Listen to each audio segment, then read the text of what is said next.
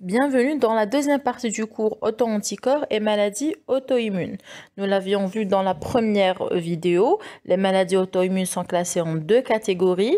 Nous avons d'abord les maladies non spécifiques d'organes. Dans ces maladies-là, nous avons une atteinte simultanée de plusieurs organes. Il s'agit des connectivites, du syndrome des antiphospholipides ou SAPL et des vascularites en cas. À côté et à l'opposé, nous avons des maladies spécifiques d'organes. Là, un seul organe est touché. Nous allons voir quelques exemples. Le diabète auto-immun lorsque c'est les îlots de Langerhans au niveau du pancréas qui sont touchés. La thyroïdite auto-immune, c'est l'exemple de Basedow et Hashimoto. La maladie cœliaque lorsque ça touche l'intestin. L'anémie de Biermer qui est une gastrite auto-immune. Les hépatopathies auto-immunes qui regroupent les hépatites auto-immunes type 1 et 2 et la cholangite biliaire primitive ou CBP. La myasthénie auto-immune lorsque ça touche le muscle, le pemphigus qui est une dermatose bulleuse, etc. Il existe énormément d'exemples. Beaucoup d'organes peuvent être touchés par une réponse auto-immune. Alors dans cette vidéo, nous allons nous concentrer sur les maladies non spécifiques d'organes et surtout sur les connectivites. Nous l'avions vu, les connectivites regroupent 6 maladies. Nous avons le lupus érythémateux systémique, le syndrome de Gougerot-Sjogren, appelé aussi syndrome de Sjogren, à ne pas confondre avec le syndrome sec. Il comprend un syndrome sec, mais il n'est pas appelé syndrome sec. La sclérodermie systémique, à ne pas confondre avec la sclérodermie localisée, appelée aussi morphée. La polymyosite, la dermatomyosite aussi, qui font partie également des myopathies inflammatoires idiopathiques. La polyarthrite rhumatoïde, il ne faut pas croire qu'elle est spécifique d'organes. On peut avoir des atteintes systémiques. Et la connectivite mixte. La connectivite mixte n'est pas une association de plusieurs maladies, c'est une maladie proprement dite, mais elle peut avec le temps se différencier vers une autre connectivite, à savoir un lupus, une sclérodermie, etc. Le point commun entre les différentes connectivites que nous avions vues, c'est la clinique, mais aussi la présence d'auto-anticorps. Ces auto-anticorps sont dirigés contre le noyau, ils sont donc appelés anticorps antinucléaires, AAN. Nous avions vu la fois passée comment est-ce qu'on les recherche, quel est l'intérêt de leur recherche, et nous avions conclu en disant qu'il faut interpréter avec beaucoup de prudence un bilan d'auto-immunité où l'on recherche des anticorps antinucléaires. Pourquoi? Parce que la présence d'anticorps antinucléaires n'est pas synonyme de présence du connectivite. Alors, dans ce tableau, on peut voir la fréquence de ces anticorps dans les connectivites, mais aussi en dehors des connectivites. On peut voir que leur fréquence est très élevée dans les connectivites, surtout au cours du lupus, de la sclérodermie systémique et du Sjogren. Très bien, mais je ne sais pas si vous le voyez. Alors, on peut le retrouver également dans d'autres maladies auto-immunes, la myasthénie auto-immune par exemple, les vascularites en cas, les hépatopathies auto-immunes, mais on peut aussi le retrouver en dehors de toute maladie auto-immune, par exemple lors des hépatites virales, mais aussi c'est les sujets normaux, surtout lorsqu'il s'agit d'un sujet âgé. Donc, il faut faire très attention à l'interprétation d'un bilan des anticorps antinucléaires. On va commencer par la première connectivite, le lupus érythémateux systémique. Vous le savez, c'est une maladie de système qui évolue par poussée entrecoupée de rémission. C'est une maladie, on dit que c'est une maladie qui touche la femme en âge de procréer. Donc ça touche beaucoup plus la femme et cette femme, généralement, elle a entre 20 et 30 ans. Au niveau clinique, c'est extrêmement varié, c'est un petit peu, en fait, c'est comme la sclérodermie, c'est très très varié sur le plan clinique, mais il y a une triade qui revient souvent, c'est l'atteinte cutanée, l'atteinte articulaire et l'atteinte rénale. Sur le plan cutané, qu'est-ce qu'on a? On a le masque malaire, Vespertilio. On a aussi un nivedo. On a aussi cette photosensibilité et il y a ce qu'on appelle le lupus discoïde. Voilà, ça c'est la photo du lupus discoïde. Au niveau articulaire, il s'agit d'arthralgie le plus souvent et puis parfois des arthrites. Évidemment, les arthralgies sont d'horaire inflammatoire. Et puis nous avons cette atteinte rénale qui est d'ordre glomérulaire. Alors il n'y a pas que ça, c'est très varié. J'ai mis les symptômes les plus fréquents. Il faut savoir qu'on a souvent une atteinte des séreuses, péricardite, pleurésie. On a une atteinte hématologique, atteinte neurologique, psychiatrique, c'est pulmonaire également. C'est très riche sur le plan clinique. Au niveau des auto-anticorps, il faut savoir que pratiquement tous les lupus présentent ont des anticorps antinucléaires et il faut savoir qu'au dernier critère de classification du lupus, c'est devenu une condition. Il faut que le patient ait des auto-anticorps pour qu'il soit classé lupus. Alors, 98% des patients ont des anticorps antinucléaires. À partir de maintenant, quand on parlera des auto-anticorps, vous aurez toujours à gauche tout ce qui est spécifique en vert et en bleu ce qui est associé. C'est-à-dire on les retrouve, ce qui est en bleu, ce sont des anticorps qu'on retrouve dans cette maladie, mais qui ne sont pas spécifiques. Ça veut dire qu'on peut les retrouver dans d'autres maladies. Les anticorps spécifiques du lupus sont l'anti-ADN natif et l'anti-SM. L'anti-SM est beaucoup plus spécifique que l'anti-ADN natif. Je vous rappelle que l'anti-SM est un anticorps dirigé contre un antigène soluble. SM est ce que, je ne sais pas si vous vous rappelez, est un RMP, un ribonucléoprotéine. Donc, il baigne, si vous voulez, dans le nucléoplasme à l'intérieur du noyau. Ok, et l'anti-ADN natif l'ADN natif, n'est pas soluble, il fait partie du nucléosome, de la chromatine. L'anti-SM alors ce qu'il y a en bas, en dessous des anticorps, c'est la fréquence ou leur prévalence, la prévalence des anticorps au cours de la maladie auto-immune. Vous pouvez voir que l'anti-SM, on en retrouve moins souvent que l'anti-ADN natif. Par contre, il est beaucoup plus spécifique. Pour le diagnostic, il est plus utile. Mais, petite différence, l'anti-SM a un intérêt diagnostique uniquement. Par contre, l'anti-ADN natif, il a un intérêt diagnostique, mais aussi de pronostic et de suivi. Pourquoi? Parce que l'anti-ADN natif est souvent associé à une atteinte rénale. Donc là, il y a un intérêt pronostique. Et il a un intérêt de suivi parce que son taux diminue ou augmente en fonction de l'évolution de l'activité de la maladie. Si le patient répond bien au traitement, s'il va mieux, s'il est en rémission, le taux d'anti-DNA va descendre. Par contre, si ça s'empire, là, le taux va augmenter. Donc, vous pouvez deviner de vous-même qu'il faut toujours redoser l'anti-ADN. Une fois que le diagnostic est posé, il faudra toujours doser cet anti-ADN pour suivre le malade. Par contre, l'anti-SM, on le recherche la première fois et puis on le recherche plus, ça ne sert à rien. Il a un intérêt diagnostique uniquement. Il a une spécificité qui est supérieure de celle de l'anti-ADN natif. Alors, maintenant, on va passer à droite. Tout ce qui est bleu, c'est non spécifique. Alors, vous pouvez voir anti-SSA, anti-SSB. Ce sont des SSA et SSB. C'est comme le SM, si vous voulez, ce sont des RNP, des antigènes solubles qui font partie du nucléoplasme. Ça veut dire qu'ils baignent dans le noyau. Ils ne sont pas spécifiques du lupus. On les retrouve essentiellement dans le syndrome de Sjögren, mais on le retrouve aussi dans le lupus, mais dans d'autres maladies également, telles que la sclérodermie, etc. Nous avons l'anti-RMP ou l'anti-UNRMP, c'est également une RMP, donc ça fait partie du nucléoplasme. Nous avons des anti-histones, ils ne sont pas spécifiques non plus. Les histones, c'est des protéines qui sont associées à l'ADN, donc ça fait partie du nucléosome. Et nous avons l'anti-PCANA qu'on ne va pas détailler. Alors, une petite remarque seulement. Donc, on peut avoir des anticorps anti-ADN, anti-histone, mais il faut savoir, même si je ne l'ai pas mis ici, qu'on peut avoir des anticorps anti-nucléosome. C'est l'association ADN et histone. Pourquoi? Parce qu'en fait, quand ces deux-là s'associent, il y a ce qu'on appelle apparition de néoépitopes. Il y a des épitopes qui existent, qui apparaissent uniquement lorsque les deux sont associés. Une fois qu'ils sont séparés, l'anticorps ne reconnaît plus l'épitope, il n'est plus là. Donc, ce que reconnaît l'anticorps anti-histone n'est pas forcément ce que reconnaît l'anti-nucléosome et vice-versa avec l'anti-ADN. Alors, on va parler du lupus induit. Le lupus induit, c'est un lupus qui est induit par des médicaments, différents médicaments. Je vous ai mis quelques exemples. Il s'avère que lors de ce lupus, nous avons production des anticorps anti-histone.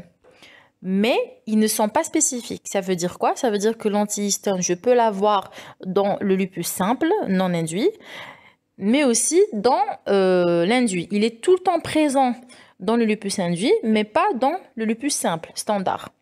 Donc, il permet, si vous voulez, le diagnostic différentiel. Si je n'ai pas d'antihistone, je suis sûre qu'il ne s'agit pas d'un lupus induit. Et entre parenthèses, le lupus induit disparaît quelque temps après l'arrêt du traitement. On va parler maintenant du lupus néonatal. Qu'est-ce que c'est que le lupus néonatal? Alors, il est lié à l'anti-SSA. Vous vous rappelez, l'anti-SSA, il était en bleu. C'est un anticorps dirigé contre le SSA. Le SSA qui est une RMP au niveau du nucléoplasme. Ce anti-SSA, il est retrouvé essentiellement dans le syndrome de Sjögren, mais on peut le retrouver dans le lupus.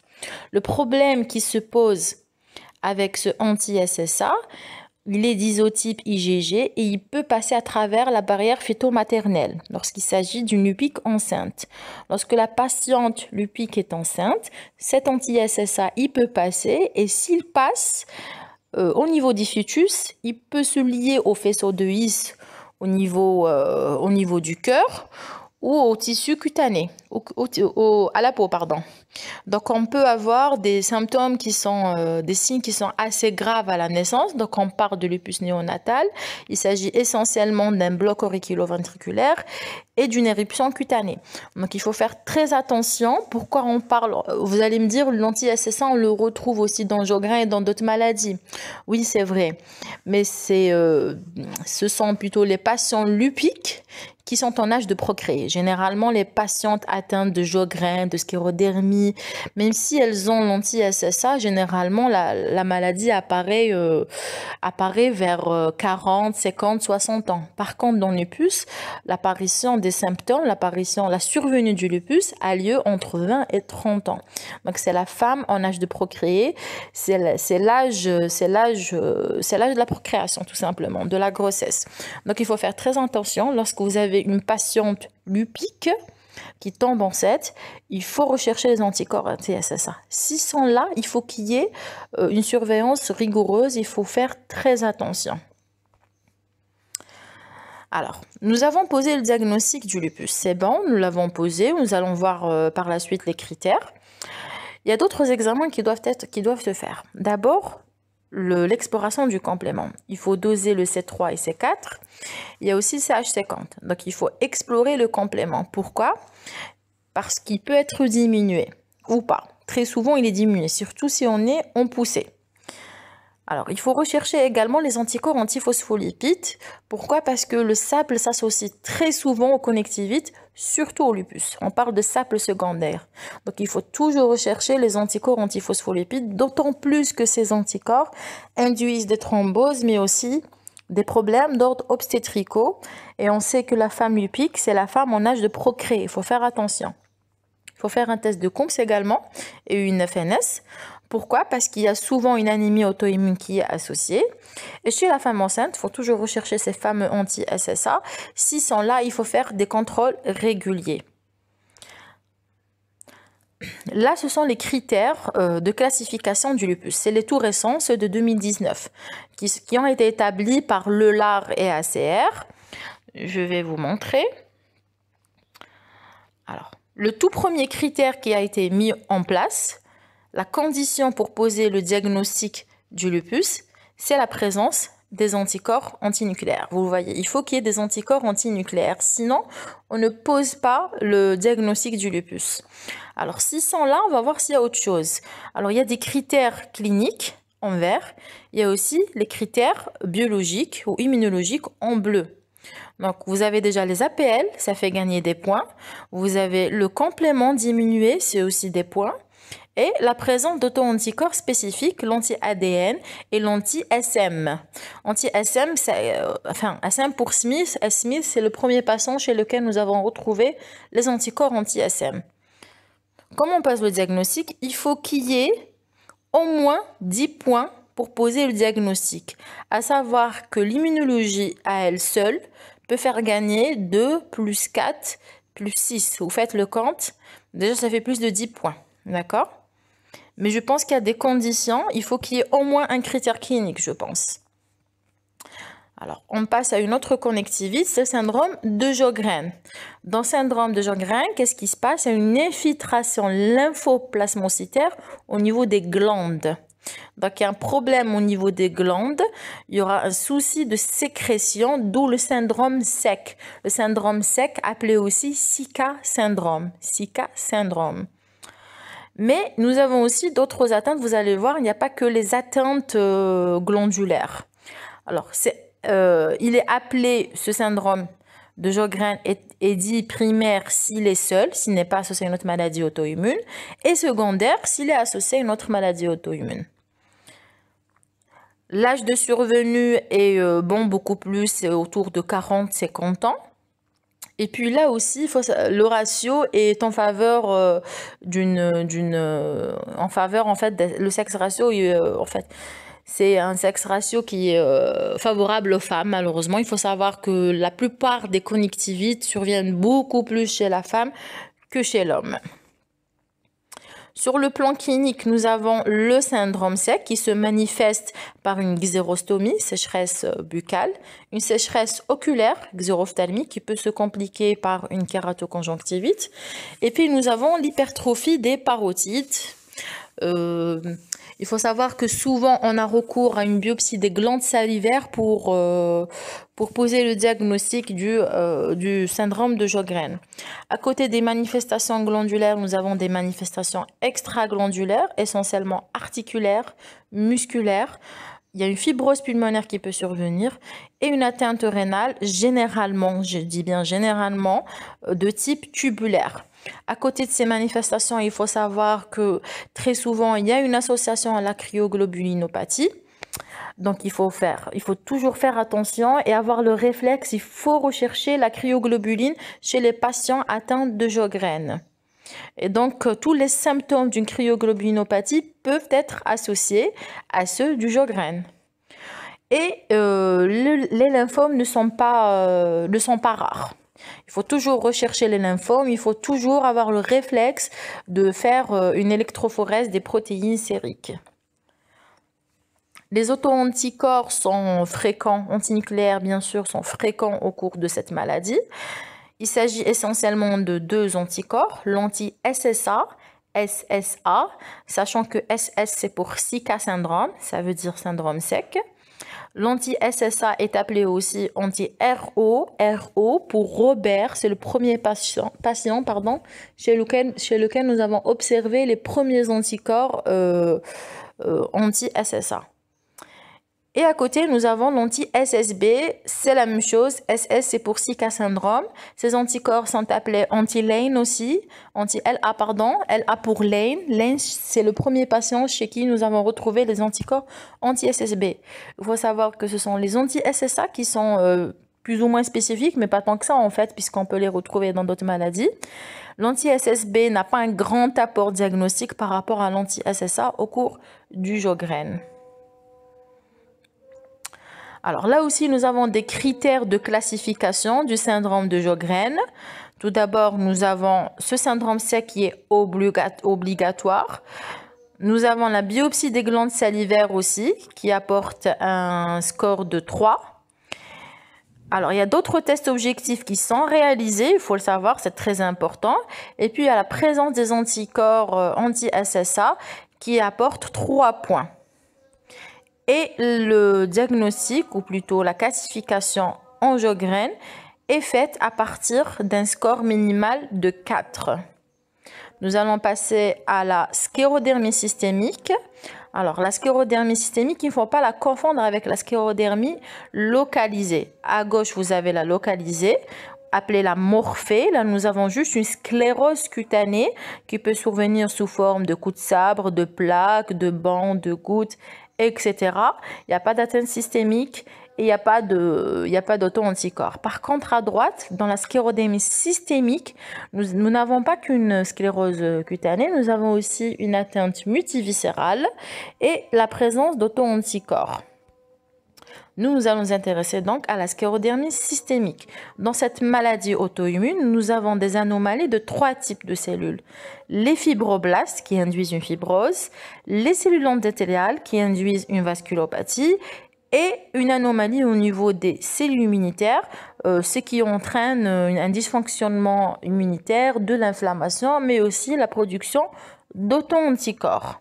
Sur le plan clinique, comment ça va se manifester? Il faut savoir que c'est très riche. Nous ne pouvons pas citer toutes les manifestations, nous allons citer les principales. Alors, l'atteinte fibroblastique va se manifester par une sclérose cutanée lorsque ça atteint le derme. Alors, une fibrose œsophagienne, en fait, tout le tube digestif peut être atteint, mais c'est surtout l'œsophage.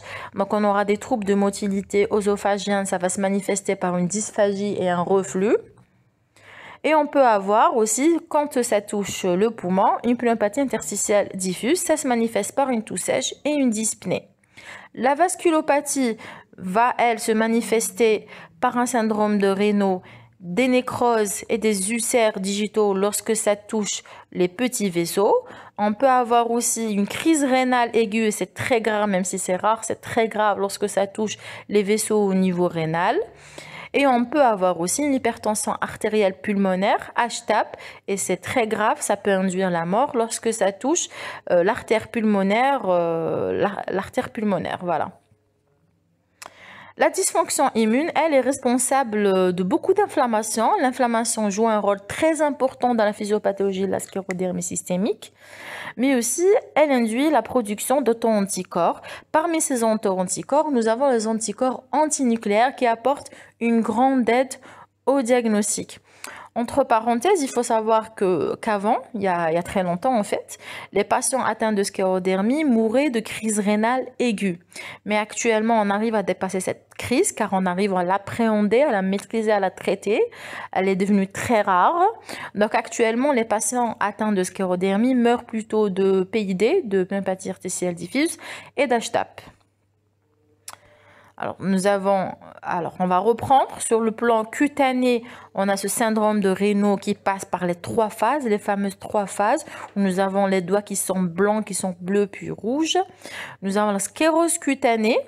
Alors, cette sclérose cutanée, elle peut être très importante. Elle peut induire, lorsqu'elle s'aggrave, une déformation au niveau des articulations. Et puis, on aura ce qu'on appelle ce signe de la prière. Bon, on ne le voit pas ici. Et puis, ce que peut induire la sclérose cutanée, c'est ce faciès sclérodermique. En fait, tous les patients auront un faciès, si vous voulez, similaire. On aura un effacement au niveau des rides du front, les rides frontaux. On aura un nez qui est effilé, vous le voyez sur la photo. On aura apparition de petites rides autour de la bouche, les rides périlabiées. On aura une bouche qui devient petite. La bouche, elle devient toute petite, c'est la microstomie.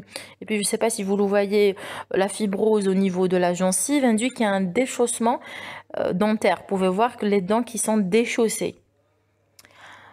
Je vous l'ai dit aussi, la vasculopathie peut entraîner des ulcères au niveau digital et puis ces ulcères peuvent soit cicatriser ou alors s'empirer et se compliquer en nécrose.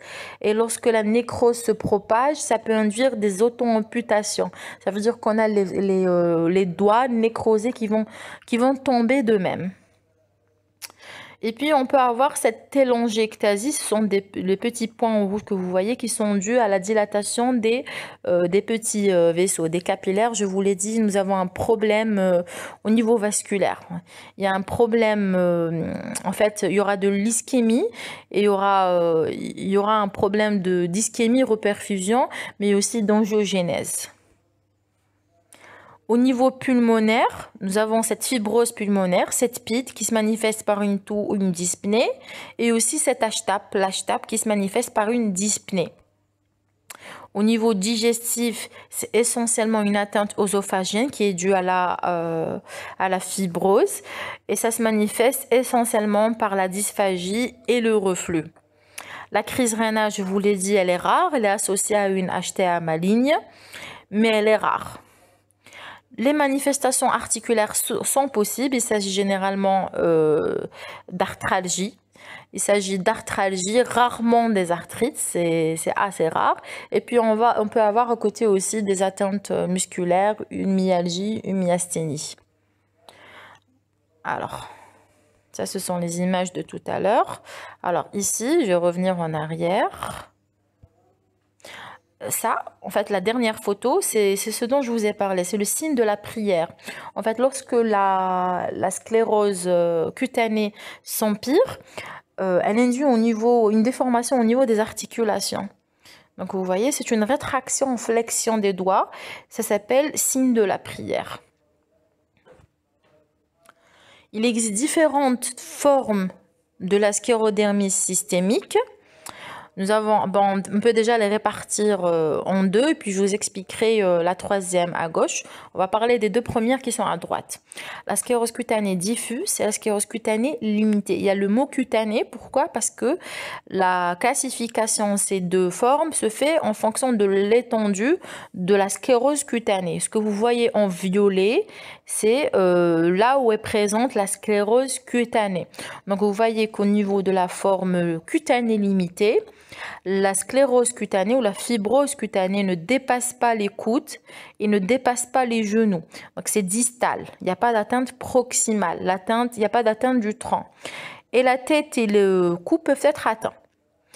À droite, dans la forme cutanée diffuse, vous voyez que l'atteinte est distale et en même temps proximale. Donc c'est une atteinte qui s'est propagée, qui s'est étendue. Il faut savoir qu'on ne passe pas d'une atteinte à une autre, d'une forme à une autre, pardon. On est soit cutanée limitée, soit cutanée diffuse. Et la gravité, si vous voulez, des atteintes viscérales suit un petit peu l'atteinte cutanée. C'est-à-dire que dans la cutanée diffuse, j'ai plus d'atteintes viscérales, j'ai plus de PIT, j'ai plus de crise rénale que dans la cutanée limitée. C'est une forme qui est généralement, parce qu'il existe des exceptions, c'est une forme qui est généralement plus grave. Voilà. Et puis au niveau des auto-anticorps, il y a aussi des petites différences. Bon, je vais vous les citer même si on ne les a pas encore abordées. Au niveau de la cutanée diffuse, on a de l'anti-SCLE70 surtout. Pourquoi? Parce que l'anti-SCLE70 suit beaucoup plus la PID, la pneumopathie interstitielle diffuse. Et c'est au niveau de cette forme que nous avons beaucoup de PID. Par contre, au niveau de la forme cutanée limitée, on retrouve beaucoup plus l'anticorps anti-centromère. Très bien.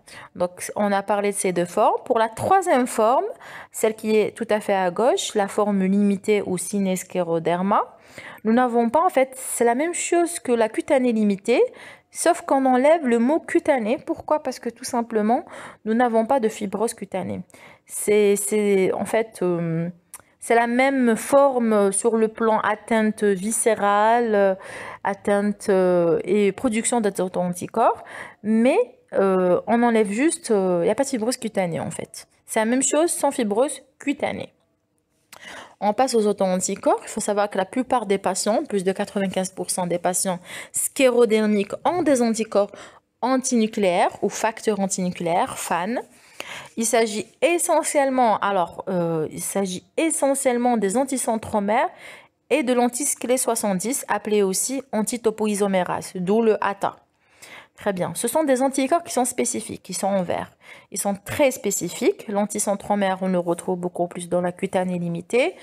Et l'antitopoisomérase, une ou anti-SCLE70, est retrouvé beaucoup plus dans la cutanée diffuse. Ok, ils sont spécifiques. Et à côté, nous avons un paquet d'anticorps sous le nom d'anticorps antinucléolaires. En fait, ce sont des anticorps dirigés contre les constituants du nucléole. Nous en avons parlé la fois passée. C'est un groupe hétérogène d'anticorps. Certains de ces anticorps, tels que anti-febrillarine, anti-THTO, sont spécifiques à la sclérodermie, et d'autres, tels que l'anti-PM-SCLE, anti-NOR90, ne sont pas spécifiques à la sclérodermie. Pourquoi? Parce qu'on peut les retrouver en dehors de cette maladie. D'où la couleur, si vous voulez, entre vert et bleu. C'est pour vous dire que c'est entre les deux. Pour certains, ils sont très spécifiques et pour d'autres, il n'y a pas de spécificité. Alors, ah oui, très bien. Donc, nous avons le nucléole ici. Donc, ça, c'est le nucléole. Dans le nucléole, nous avons de l'ADN. À quoi sert cet ADN? Il sert à coder pour les ribosomes. Donc, à partir de cet ADN, nous allons produire le ribosome, vous voyez tout en bas, avec la petite et la grande sous-unité. Donc, cette production nécessite plusieurs étapes, transcription, méthylation, clivage, assemblage, etc.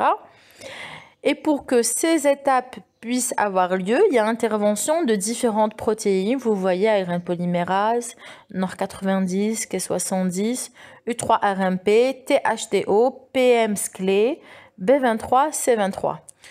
Toutes ces protéines, enzymes et RMP sont ciblées par les anticorps antinucléolaires. Ce sont tous des cibles d'anticorps antinucléolaires et ces anticorps sont tous retrouvés au cours de la sclérodermie. La plupart de ces anticorps sont spécifiques. En fait, ils sont tous spécifiques en dehors du NOR90 et du PM-SCLE. Voilà. C'est pour ça que lorsqu'on a un aspect, si vous voulez, quand on recherche les anticorps par IFI sur EP2, lorsqu'on a un aspect nucléolaire, on ne passe pas forcément à l'identification parce qu'on est presque sûr qu'il s'agit d'une sclérodermie et puis en fait l'idéal ça serait de passer à l'identification, mais tous les laboratoires n'ont pas les moyens de faire l'identification des anticorps antinucléolaires. La plupart des laboratoires possèdent les kits nécessaires pour identifier les cibles de l'homogène et du moucheté. Le centromérique, généralement, c'est pas la peine d'aller vers l'identification parce que les seules cibles d'un aspect centromérique sont les CMP A, B et C. Ils sont pratiquement tous spécifiques à la sclérodermie. Par contre, dans le nucléolaire, on va dire que la plupart sont spécifiques à la sclérodermie, mais pas tous. Voilà. Alors ça, ce sont les critères de classification de Windows à sclérodermie systémique. Il y a les critères cliniques. Et puis à côté, nous avons les critères immunologiques qui peuvent apporter 3 points. Et il faut un minimum de 10 points pour poser le diagnostic de la sclérodermie systémique. On va passer maintenant à la polymyosite et la dermatopolymyosite. Ce sont deux pathologies qui font partie des myopathies inflammatoires idiopathiques. Nous avons, en fait, c'est une maladie auto-immune lors de laquelle c'est le muscle qui est atteint. C'est une atteinte qui est proximale, non pas distale. Il s'agit généralement des muscles de ceinture. Et ça va se manifester sur le plan clinique par une faiblesse musculaire et une douleur musculaire, donc myasthénie et myalgie. La même chose pour la dermatomyosite, c'est comme la polymyosite, mais nous avons en plus une atteinte cutanée assez caractéristique. Il s'agit d'un érythème violacé, herpétiforme, qui siège au niveau des paupières, mais aussi on peut avoir cet érythème au niveau de la face dorsale des mains et des doigts. On peut avoir aussi au niveau autour, si vous voulez, autour du cou. En fait, c'est assez variable, mais c'est assez caractéristique aussi. C'est un érythème violacé qui est assez caractéristique. À côté de cette atteinte musculaire et dermatologique, on peut avoir une atteinte systémique. Il s'agit souvent des arthralgies et de l'atteinte pulmonaire. Donc, ça peut survenir au cours de la polymyosite et au cours de la dermatomyosite. Les auto-anticorps ici sont vraiment, c'est un groupe très hétérogène. Il peut y avoir différents anticorps. Ils sont pratiquement tous antinucléaires, mais ils ne sont pas tous détectés par IFI sur EP2 malheureusement parce que souvent déjà ils sont de faibles titres. Alors, ce qu'il faut retenir pour la polymyosite, c'est les anticorps dirigés contre les ARNT synthétases. Les ARNT synthétases sont des enzymes, je ne sais pas si vous vous rappelez, qui interviennent lors de la traduction des protéines. Voilà. Sinon, pour la dermatomyosite, il existe un groupe hétérogène. Si vous êtes étudiant en médecine, pharmacie, ou vous préparez le résidana, c'est pas important de retenir tous les anticorps de la dermatomyosite parce qu'ils sont, je sais, ils sont très compliqués. C'est l'anti-MI2, anti-TIF1 gamma, MDA5, SAE, NXP2. Très bien, ça c'est pour ce qui est spécifique, tout ce qui est vert. Maintenant, on va passer au bleu. Au niveau du bleu, ce sont les anticorps qui peuvent être associés aux myopathies inflammatoires. Bon, ici, il s'agit de la dermatomyosite et polymyosite, mais qui ne sont pas spécifiques. Ça veut dire qu'on peut les retrouver ailleurs. Il y a l'anti-KU, l'anti-PM-SCLE, rappelez-vous, c'est un antinucléolaire, qu'on retrouve aussi dans la sclérodermie. L'anti-SSA, rappelez-vous du SSA, qui est plus ou moins spécifique du Sjögren, mais il peut être retrouvé dans le lupus, il peut être... Vous voyez, il n'est pas spécifique. C'est une RMP. D'accord? C'est un antigène soluble. Les antigènes solubles, rappelez-vous, c'est tout ce qui baigne dans le nucléoplasme à l'intérieur du noyau. Et puis nous avons l'anti-URMP, parfois on écrit RMP tout court. L'anti-URMP, c'est aussi une RMP, RMP présente dans le noyau, dans le nucléoplasme, qui n'est pas spécifique. L'anti-RMP ou anti-URMP n'est pas spécifique d'une connectivite, mais on la retrouve chez tous les patients, c'est 100% des patients atteints de sclérodermie, de connectivité mixte. Vous allez le constater. Alors, maintenant, on parle de l'APR. Alors, l'APR, c'est la maladie auto-immune, ou plutôt la connectivite la plus fréquente en Algérie. Pas qu'en Algérie, mais bon, là, on parle de l'Algérie. Donc, c'est une maladie rhumatismale dans laquelle on observe une inflammation au niveau de la membrane synoviale. Donc, on va voir ça. Donc, à gauche, vous avez une articulation normale. À droite, vous avez une articulation de patients atteints de PR. Donc, vous voyez qu'on a de l'inflammation. Cette inflammation va induire un épaississement de la membrane synoviale parce qu'en fait, il y a une multiplication au niveau des cellules qui constituent cette membrane. Il y a un épanchement intra-articulaire. Donc, il y a un épanchement avec du liquide synovial. Il y a une infiltration par des cellules, on ne le voit pas ici, mais il y a une infiltration par les cellules mononucléées. Donc, il y a beaucoup de cellules immunitaires qui sont recrutées à ce niveau-là. Et puis, avec le temps, on aura une destruction du cartilage en blanc. Et puis, avec le temps, une érosion osseuse. Donc, on aura une destruction de l'os en jaune. Ça vient avec le temps. Sur le plan clinique, c'est essentiellement articulaire. C'est pour ça qu'on pense souvent que l'APR est spécifique d'organes. Donc, il s'agit d'une atteinte qui est symétrique. C'est souvent des arthralgies, souvent aussi des arthrites. Ce sont plus les petites articulations qui sont atteintes, mais l'atteinte des grosses articulations n'est pas impossible. Et puis, il faut souligner, quand il s'agit d'arthralgie, c'est le matin. Généralement, quand le patient se réveille le matin, il a beaucoup de mal à mobiliser ses mains, ses pieds. L'articulation est bloquée. Et il y a ce qu'on appelle cette raideur matinale et ce dérouillage matinal, c'est-à-dire que pour qu'il se débloque, il faut 1, 2, 3 heures. Ça dépend de la gravité, de l'étendue de la maladie. Alors, avec le temps, l'articulation va se déformer. On peut avoir toutes sortes de déformations. Je vous ai mis quelques exemples. Cette déformation s'appelle déformation en coup de vent cubital. Alors, celle-ci s'appelle en col de cygne. Ça ressemble à un col de cygne, le cygne l'oiseau. Nous avons aussi cette déformation en Z. À côté de ces articulations, de ces atteintes articulaires, nous avons des atteintes extra-articulaires, des adénopathies, nodules rhumatoïdes, une atteinte pulmonaire aussi est possible, hématologique, syndrome sec, et puis il y a ce qu'on appelle le syndrome de Felty. C'est la PR associée à une neutropénie et à une splénomégalie. Alors, il faut préciser un point, c'est que tous les patients PR ne répondent pas de la même façon sur le plan clinique. Il y a des formes qui sont plus graves que d'autres. Et on peut les détecter dès le départ.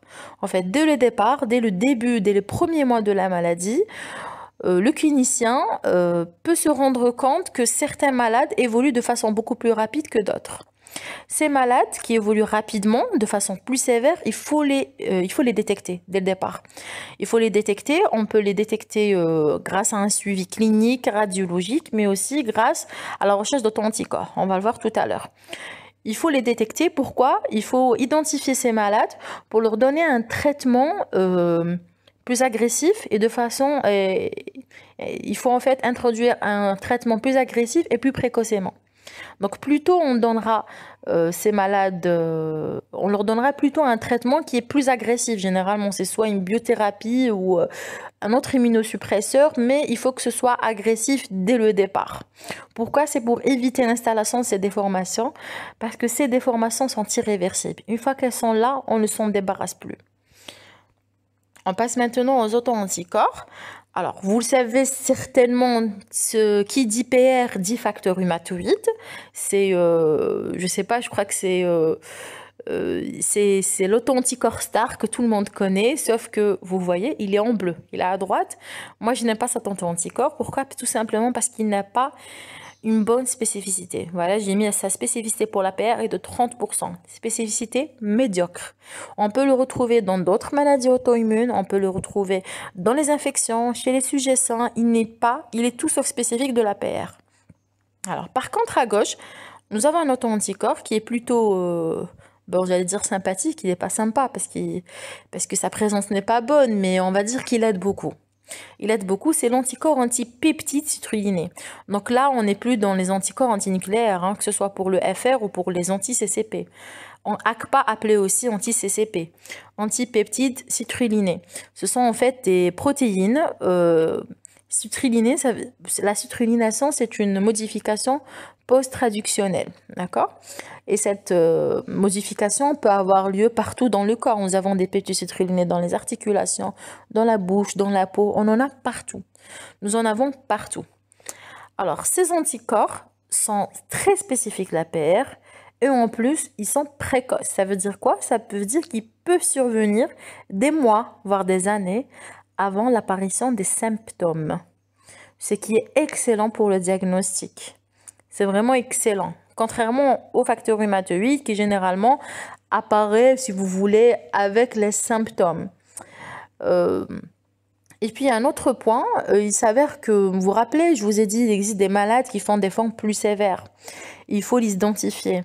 Eh bien, ces malades-là, généralement, ils ont des taux plus élevés d'anti-CCP dès le départ. Donc, si vous les anti-CCP aident aussi à identifier ces malades qu'il va falloir mettre sous traitement agressif dès le départ.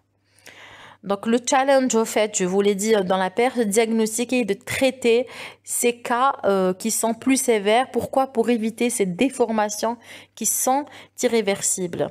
Alors, à côté de ces auto-anticorps facteurs rhumatoïdes et anti-CCP, on peut avoir le fameux anticorps antinucléaire. Alors, les cibles sont diverses. Ils peuvent être dirigés contre l'histone, d'autres protéines appelées HMG, etc. Ce ne sont pas des anticorps spécifiques. Vous voyez que les cibles ne sont pas spécifiques.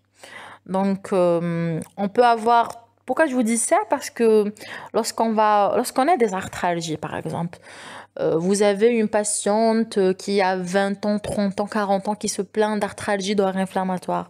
Premier réflexe, vous allez demander facteur rhumatoïde, CCP, accompagné de recherche d'anticorps antinucléaires. Pourquoi? Parce que les arthralgies sont courantes au cours de toutes les connectivites. S'il s'agit d'une PR, vous pouvez avoir un petit homogène ou un petit moucheté qui peut aller jusqu'à 320, 1 sur 320 pour le titre, mais vous n'allez pas retrouver de cible parce qu'on ne recherche pas couramment les anti-histol, les anti-HMG, c'est pas des cibles spécifiques donc on ne les recherche pas. Il ne faut pas vous étonner. Lorsque vous avez un bilan d'un patient PR avec des anticorps antinucléaires positifs, il ne faut pas que vous soyez étonné, d'accord? C'est pour vous dire ça simplement. Alors, on passe maintenant aux critères. Ce sont les critères 2010. Vous voyez que la plupart des critères ont été établis par les sociétés savantes de rhumato. ELAR, c'est la société savante en Europe. Et ACR, c'est le club américain de rhumatologie. Alors, nous avons des critères cliniques en vert, des critères immunologiques en bleu. Vous voyez que le FR garde quand même une place. Il est tout aussi important que l'anti-CCP. Alors, il faut au moins 6 points pour poser le diagnostic. Et puis, nous avons ici aussi l'AVS, la CRP et la durée des symptômes qui comptent. D'accord? Donc, ce sont des éléments importants pour poser le diagnostic de la polyarthrite rhumatoïde. On passe maintenant, ça va être un passage éclair, je pense, à la connectivité mixte. Alors, je vous laisse ce texte, mais moi, je vais vous dire les choses à retenir simplement. Alors, connectivité mixte, c'est une maladie. C'est une maladie lors de laquelle nous avons quelques symptômes de lupus, quelques symptômes de sclérodermie, quelques symptômes de Sjögren, mais nous n'aurons jamais assez de symptômes assez de critères de lupus pour poser le diagnostic du lupus, jamais assez de critères de sclérodermie pour poser son diagnostic, etc. Donc il y aura des critères par-ci par-là, mais il n'y en aura jamais assez pour dire qu'il s'agit d'un lupus ou d'une sclérodermie. Donc il ne s'agit pas d'une association de différentes connectivites. Il s'agit d'une seule connectivite qui, si vous voulez, c'est un mix des autres connectivites, mais ce n'est pas une association des différentes connectivites. Alors, et avec le temps, il peut y avoir ce qu'on appelle une différenciation. Et cette différenciation, généralement, elle est marquée par la présence d'un symptôme majeur pour l'une des connectivites. Par exemple, il peut y avoir une atteinte rénale lupique. Il peut y avoir une glomérulonéphrite lupique qui va signer le passage de cette connectivité mixte au lupus. Ou alors on peut avoir par exemple des atteintes digestives ou pulmonaires spécifiques de la sclérodermie, et là il va y avoir passage, si vous voulez, la connectivité mixte va se différencier en sclérodermie. Donc sur le plan clinique, c'est un petit peu, c'est vraiment, c'est un petit peu un mélange des signes, mais non spécifiques, hein, des différents signes des différentes connectivités. Alors, il existe différents critères pour poser le diagnostic de la connectivité mixte. En fait, c'est très compliqué de poser son diagnostic. Il y a un élément qui est toujours là, c'est la présence d'anticorps anti-U1-RMP. Je vous en ai parlé. Les anticorps anti-U1-RMP sont obligatoires pour poser le diagnostic de la connectivité mixte. Voilà, sinon les critères, il existe différents critères, ils sont plutôt anciens, ça n'a pas été mis à jour. Bon, là je vous mets les critères de Sharp, ces critères sont souvent utilisés, d'ailleurs la maladie est appelée également syndrome de Sharp. Nous avons donc les critères cliniques, immunologiques, voilà, clinique encore. Donc il faut au moins 4 critères, et puis la présence des anticorps anti-U1-RMP sont obligatoires. Alors nous avons fini avec les connectivites. On passe maintenant au syndrome des antiphospholipides. Ça va être très bref. C'est une maladie auto-immune, donc elle est multiviscérale, non spécifique d'organes. Et ce syndrome est dit primaire ou secondaire selon son association ou pas à d'autres maladies auto-immunes. Sur le plan clinique, nous avons des thromboses. Ces thromboses sont veineuses, artérielles, ça peut être un AVC, un IDM, une embolie pulmonaire, toutes sortes de thromboses. Et puis chez la femme, on peut avoir des signes obstétricaux. Il s'agit d'avortements spontanés à répétition. Genre, ce sont des avortements à moins de 10 semaines qui se répètent. Et ce n'est pas entrecoupé d'une grossesse normale. On peut avoir une mort in utero, et même une naissance prématurée. Sur le plan auto-anticorps, il s'agit d'auto-anticorps antiphospholipides, essentiellement la cardiolipine. Et puis nous avons des anticorps qui sont dirigés contre les cofacteurs de ces phospholipides, essentiellement la bêta-2-GP1. Donc il y a 2 anticorps à retenir, c'est l'anticardiolipine et l'anti-bêta-2-GP1. Et il faut toujours rechercher ces anticorps à distance d'une grossesse. Il faut toujours que ce soit 3 mois après un accouchement ou un avortement spontané. Alors, je me suis trompée pour le titre, je m'excuse. Ce sont les critères de Sydney, de 2006 pour le SAPL. Alors, ces critères disent qu'il faut au moins un critère clinique et un critère biologique. Le critère clinique, c'est simple, c'est soit la thrombose, soit les signes obstétricaux que nous avions vus tout à l'heure.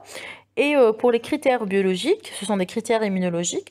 Donc, il faut qu'il y ait au moins un auto-anticorps, que ce soit un anticardiolipine, anti-bêta-2-GP1 ou ce qu'on appelle l'anticoagulant lupique. Aussi, c'est un auto-anticorps, c'est la même chose, c'est un antiphospholipide. Donc, pour poser le diagnostic, il faut un critère clinique, un critère immunologique.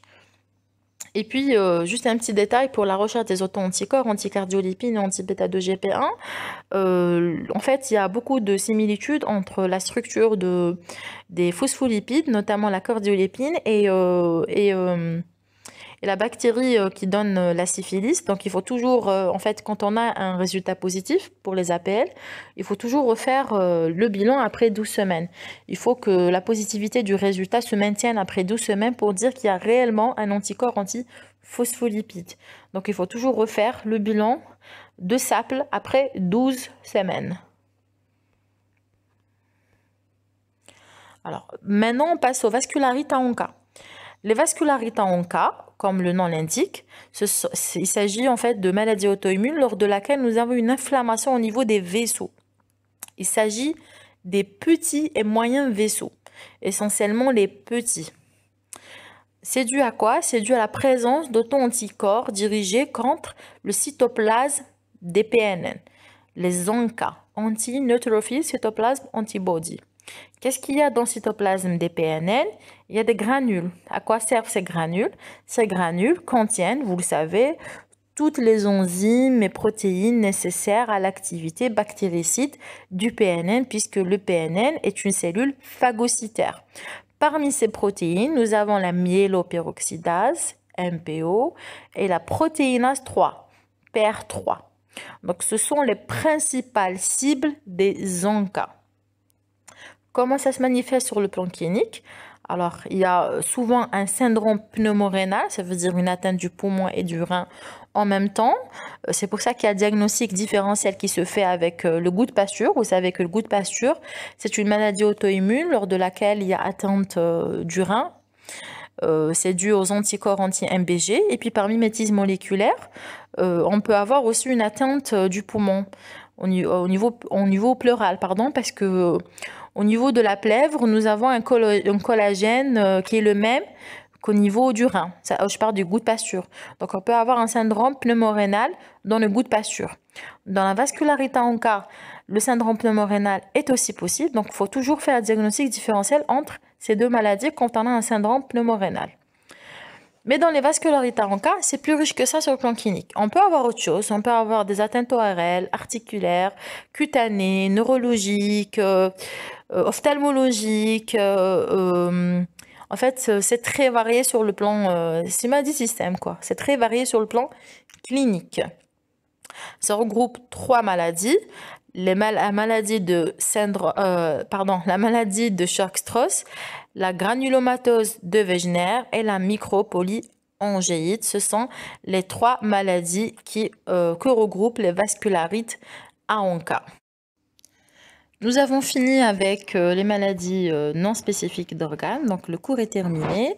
Il y a quelques points essentiels, quelques points forts à retenir. D'abord pour les maladies auto-immunes, ce sont des maladies chroniques, on ne guérit pas d'une maladie auto-immune.